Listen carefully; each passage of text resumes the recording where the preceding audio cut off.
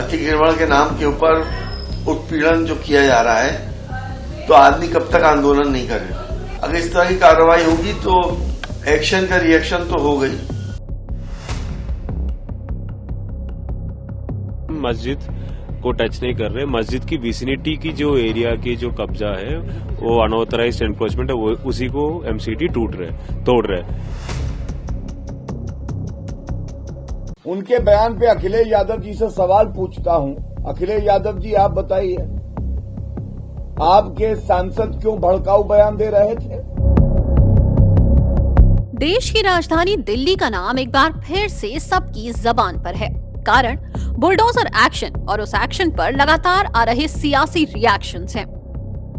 6 जनवरी को बुलडोजर अभियान के दौरान पत्थरबाजी की घटना के समय सपा सांसद मोहिबुल्लाह नदवी का उसी जगह पर मौजूद होने ने कई सवाल खड़े कर दिए हैं। जहां एक तरफ सपा अपने सांसद के बचाव में तर्क देने में जुटी हुई है, तो वहीं बीजेपी पूरे मामले पर सपा पर हमलावर है। अतिक्रमण के नाम के ऊपर उत्पीड़न जो किया जा रहा है, तो आदमी कब तक आंदोलन नहीं करेगा। हम ये समझते हैं कि बहुत सिलेक्टिव कार्रवाई की जा रही है। अगर यूनिवर्सल हो, एक सी कार्रवाई हो हर जगह, तो आदमी को सब्र आ जाता है। लेकिन जब एक सी कार्रवाई नहीं होती है, और खासतौर से धार्मिक स्थलों के ऊपर अगर इस तरह की कार्रवाइयां होती हैं जो लोगों की भावनाओं से भी जुड़े होते हैं और लोगों की आस्थाओं से भी जुड़े होते हैं, अगर इस तरह की कार्रवाई होगी तो एक्शन का रिएक्शन तो हो गई। वर्दी पर पत्थर चलते हैं तो आपका सांसद भड़काऊ बयान देता है। और एक और इनके पूर्व सांसद हैं एसटी हसन, ये कह रहे हैं एक्शन का रिएक्शन होगा, एक्शन का रिएक्शन होगा।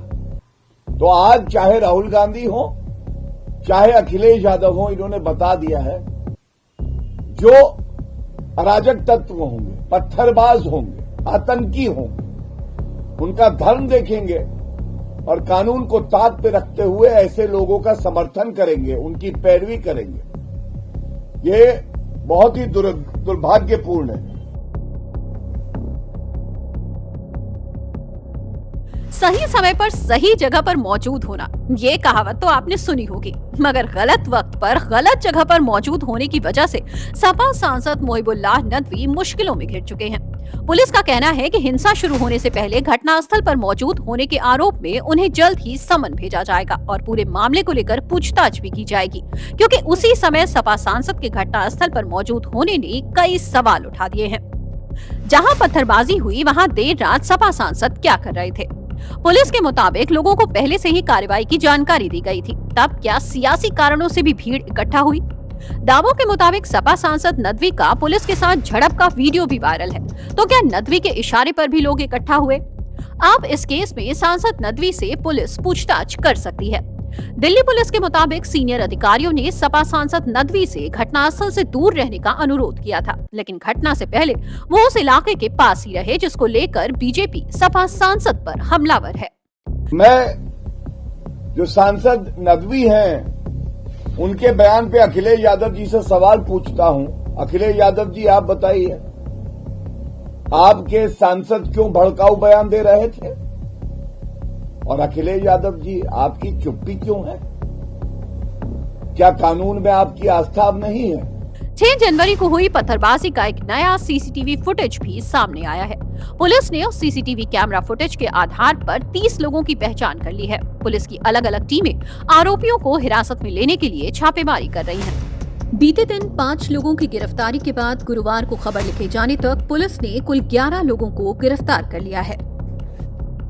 जहां एक तरफ अवैध अतिक्रमण के खिलाफ जारी बुलडोजर एक्शन में मस्जिद पर भी बुलडोजर एक्शन किए जाने का भ्रम फैलाने की कवायद की जा रही है, तो दूसरी तरफ दिल्ली पुलिस ये बार बार साफ कर रही है कि मस्जिद पर किसी तरह की कार्रवाई नहीं की जा रही है।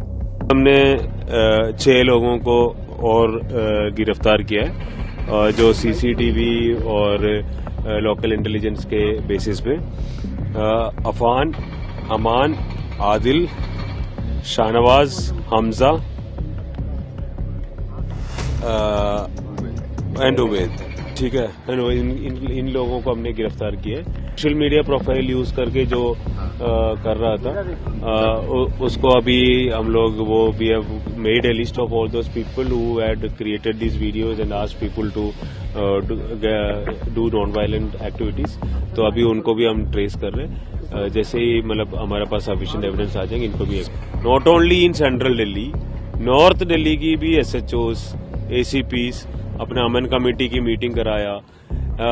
यहाँ की जो कम्युनिटी का जो मेन रेस्पेक्टेबल्स है, लीडर्स है, जो मौलवीज है, इनको बुलाया और इनको भी बताया कि कहीं भी हम मस्जिद को टच नहीं कर रहे। मस्जिद की विसिनिटी की जो एरिया की जो कब्जा है वो अनऑथराइज्ड एनक्रोचमेंट है, वो उसी को MCD तोड़ रहे। दिल्ली के तुर्कमान गेट इलाके में फैज़ इलाही मस्जिद के पास 6 जनवरी को अतिक्रमण हटाने के अभियान के दौरान हुई पत्थरबाजी की घटना के बाद गुरुवार को एक बार फिर से बुलडोजर कार्रवाई चलाई गई। दिल्ली के तुर्कमान गेट इलाके में जारी अवैध अतिक्रमण का पूरा मामला क्या है वो भी समझ लेते हैं। 12 नवंबर 2025 को दिल्ली हाई कोर्ट ने फैज़ इलाही मस्जिद के पास बने हिस्से को अवैध माना। MCD और PWD को अतिक्रमण हटाने के लिए 3 महीने का वक्त दिया गया। मस्जिद के पास करीब 39,000 वर्ग फीट में बने अवैध निर्माण को हटाने का आदेश। पिछले साल अक्टूबर में अलग अलग एजेंसियों का जॉइंट सर्वे रिपोर्ट में मस्जिद के पास अवैध निर्माण का दावा, PWD की रोड पर 2,512 वर्ग फीट अतिक्रमण का दावा, MCD की 36,248 वर्ग फीट पर अवैध निर्माण का दावा, बारात घर, पार्किंग, प्राइवेट डायग्नोस्टिक सेंटर, कई अवैध कमर्शियल स्ट्रक्चर बनाने का दावा। मस्जिद कमेटी के पास जमीन के मालिकाना हक के कोई दस्तावेज मौजूद नहीं। 2022 में सुप्रीम कोर्ट का स्पष्ट निर्देश, बिना डॉक्यूमेंट्री प्रूफ के प्रॉपर्टी पर हक नहीं जताया जा सकता। फिलहाल फैज़ इलाही मस्जिद के पास अतिक्रमण पर हुई बुलडोजर कार्रवाई पर सियासत और कानूनी कार्रवाई दोनों जारी है।